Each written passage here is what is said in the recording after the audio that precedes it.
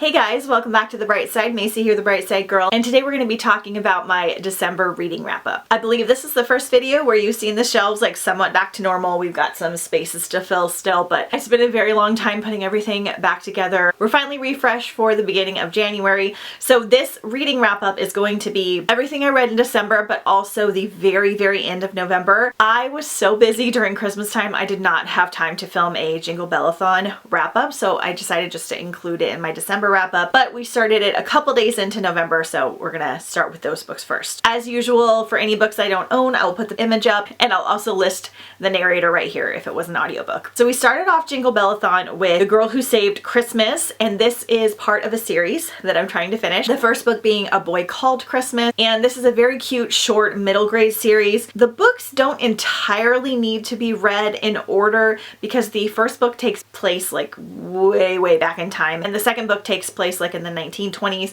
It kind of has like an Oliver Twist, like Dickens vibe about it. There are characters from the first book in this book, but I feel like you can read them out of order if you want to. So this second book, we're basically following a girl who works as a chimney sweep, and her mother is very sick, and her mother is about to die from an illness, and she has to go work for this mean man and live with him because he's the main person that she does the chimney sweeping for. I think the little girl's like 12 years old. She is really down on her luck and just has a hard time. Again, it has that really strong like Oliver Twist type vibe about it. This one had quite a few hard-hitting topics in it, which I believe the first one did as well. I enjoyed it overall, but it's definitely not just like a cute, cozy read. But the writing style is really good. I really am coming to like super love Matt Haig, so I think I gave this one 4 stars. Next, we did a Christmas novella, and that was The Christmas Guest by Peter Swanson. I did this one on audio because I listened to a trial of it, and the narrator was phenomenal. This is a very short, I think like 2-hour audiobook.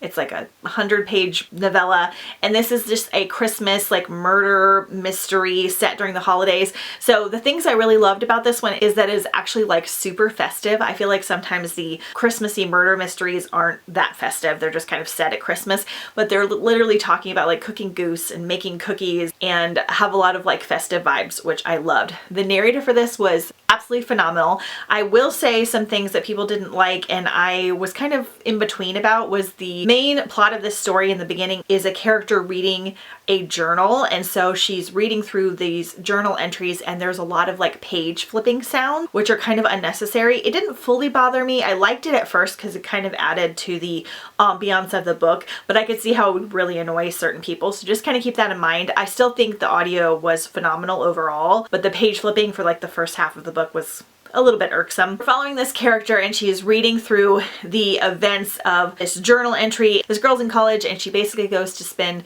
Christmas winter vacation with her friend in, I believe, London, and she's never been there, and so she's kind of getting used to the customs and the family, and they get there and there's like this mysterious manor, and the people are quite wealthy, and there's like this whole kind of mystery drama that's happening. I don't really want to reveal too much because it's a novella, so you kind of want to watch it unfold. It's a little bit more of a mystery than a thriller, and I enjoyed this one overall. I think I gave it like 3.75. Then I did another quick little novella. I love doing these during readathons, and that was The Deal of a Lifetime by Frederick Bachman. This was my first introduction to Frederick Bachman, but I'm taking it with a grain of salt because of the shortness of it. This is literally a 45-minute audiobook, a very short Christmas novella, which apparently is one of my favorite things to read around the holidays because I love them being like summed up. This one very much had a little bit of like It's a Wonderful Life kind of Christmas Carol vibe. It's about a man who's been very money and career driven, and he winds up being like sick in the hospital and kind of like learning some life lessons, and there's also like a kind of a magical element of him like visiting his past and different things. I didn't really like this one. I found it a little bit more depressing rather than like hopeful, which I think is what it was kind of going for. It just didn't really work for me overall. I get the purpose, but I didn't love it, so it was a 2-star. Next, I actually DNF'd Nick and Noel's Christmas Playlist by Cody Hall. I was so excited for this one. I'd heard good things. I bought the book last year from Target. It has this really cute cover. I won't go into it too much because I talk about it in my Jinglebellathon vlog, which I will link down below if you haven't watched it already because I go on a small rant. This is more of like a steamy, spicy Christmas read, which is just not my thing.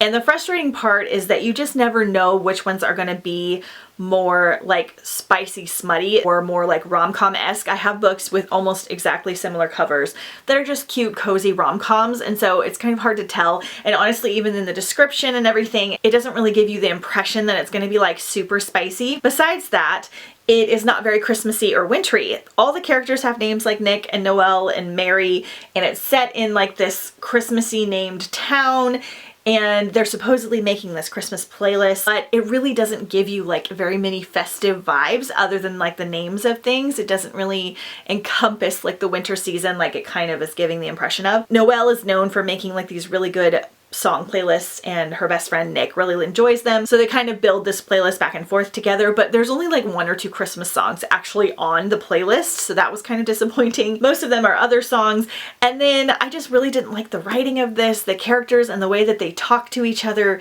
was just so juvenile, and they're supposed to be full-grown adults. There's a lot of cattiness and over-the-top girl drama and just people calling each other bitches, and I really did not like this. Enough this about halfway through, so I gave it a good chunk. So did not like. I actually rated this one 2 stars, which I don't normally do, but I've decided to start doing it if I feel like I got the general point of the book. So unfortunately did not work for me. But then I read Love Like Farms, and this one I really enjoyed. And this is an example of a book that has some spicy kind of smuttiness to it, but that is not like the entire focus of the book. We had a very well-rounded plot, we had lovable characters, we had a cozy Christmas wintry vibe. So we have our main character who is running like a Christmas tree farm, and the first year did pretty good, but she's trying to keep it going, keep the money coming in, and support all the people working for her.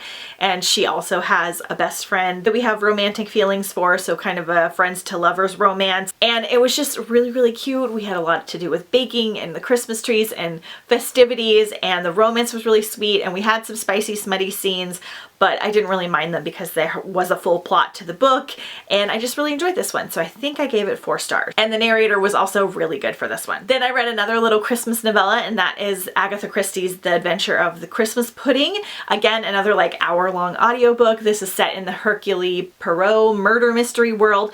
Not really a murder mystery, but just like a Christmas mystery. Again, I don't want to give away too much, but the audio for this was absolutely phenomenal. It had a lot of sound effects and different things that were done so well, and it just gave you all the cozy Christmas vibes, but it was fun and mysterious, and I really loved it, so I gave it 4 stars. Then I read The Santa Suit by Mary Kay Andrews. Again, via audio. I did almost all audios for December.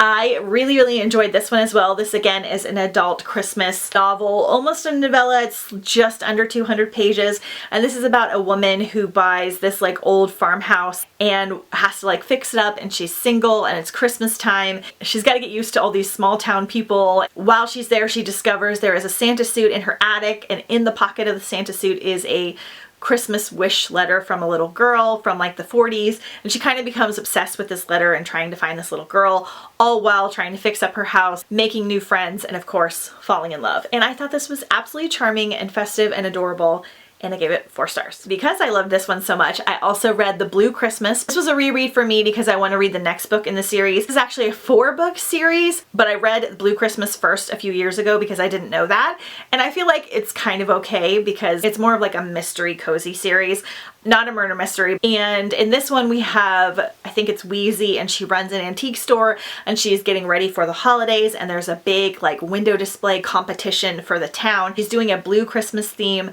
doing a lot of silver and blue and vintage, and she's going to like auctions and buying different antiques and trying to keep her antique business going. And then there's like a mystery part that happens in here. Again, very cute and cozy. I definitely enjoyed this one more than this one, but it's really fun if you just want like a quick palette refresher and a very short audio. Narrator is not entirely my favorite, but I enjoyed them overall. Then I listened to The Christmas Cafe by Eliza Evans, another adorable cover, and this one did not disappoint. This was a super cute, clean Christmas rom-com that I so enjoyed. It was just all about baking and festivities and romance and fun and friendship. In this one we have a Christmas cafe, and our main character works there and bakes for it. The owner of the cafe decides to sell the cafe and retire, and she's trying to convince him not to sell and that she can run it while he just retires at home.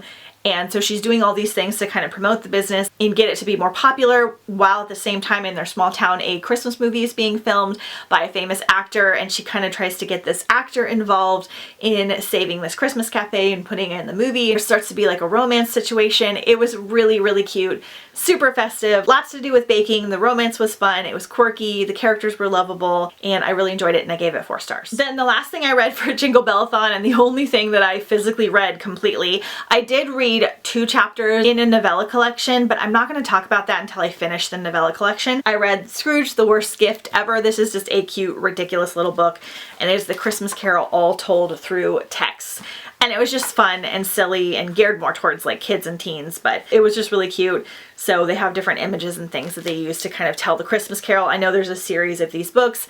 It was cute and fun, and I gave it 3 stars. After Jinglebellathon, I read A December to Remember by Jenny Bayliss. I absolutely love Jenny Bayliss's 12 Dates of Christmas, one of my favorite cozy, cute Christmas rom-coms. So I decided to jump into this one, and this one started off very promising. I loved the narrator for this one. This one was also set in England, and we're following 3 sisters who all have the same dad but different moms. Their dad basically wasn't involved in their lives very much, but every summer they would all spend 1 month together with their dad and each other and have kind of like this magical sister summer, and they're not really connected other than that. Now they're adults and their dad has died, and they have to go and like arrange his funeral and take care of everything, learn to get along again. And while they're there, they discovered that their dad kind of has set up like this game to kind of bring them closer together, hunt the town for different antiques and things because he was like an antique collector, and also possibly get an inheritance. It's a whole thing. I really enjoyed the beginning of it. I loved the premise. It does have good like wintry vibes. I enjoyed this one, but I felt like in the middle it really dragged, and we got a lot of information about the sisters' lives and their hardships. It has a lot to do with women trying to get pregnant and being in bad relationships and getting out of them. Not necessarily my favorite thing, so it had more hard-hitting topics, but it also just kind of felt like it dragged for me. So I wound up only giving this one 3.5 stars, but I feel like a lot of people will still really love it. And then I read All I Want for Christmas is a YA rom-com, and I really enjoyed this one. It was definitely on the much like younger YA and sillier side. The way the characters talk to each other and the circumstances and stuff are just really, really silly and very young, but it had the cozy baking vibe. Our love interest name is Jacob Marley. Our main character loves Christmas more than anyone, and Jacob doesn't really like it that much, and they kind of have to come together. Our main character was more on the unlikable side than I was expecting, and this one was like very cute, but you just go into it knowing that it has a much younger YA vibe about it than some of the other Christmassy YA books that I really love, like Dash and Lily's Book of Dares or 10 Blind Dates. So I enjoyed this one, but again, probably like a 3.5. And then the final book that I read in December was Kingdom of Sweets by Erica Johansson. I actually received this one as a gift for Christmas, but I already put away my Christmas stuff, so I don't have it with me. This is a dark fantasy Nutcracker retelling. I'm not sure if it's considered YA or adult. I would say it leans more towards the adult side. So this is one of the better Nutcracker retellings that I have read. Again, it started off so good and enchanting. We have twin sisters, Natasha and Clara, and they have both been bestowed their birthright by their sorcerer godfather Drosselmeyer. So Clara has been blessed with beauty and charm, and Natasha is kind of blessed more with her wits and kind of has to grow up in Clara's shadow. She's not as pretty, she's not as charming. Things get a little bit harder for her, so she's a little bit resentful even though she loves her sister. And then one night Drosselmeyer brings this enchanting gift for Clara, this enchanted nutcracker that opens up a doorway into the Kingdom of Sweets, and Natasha gets a chance for revenge.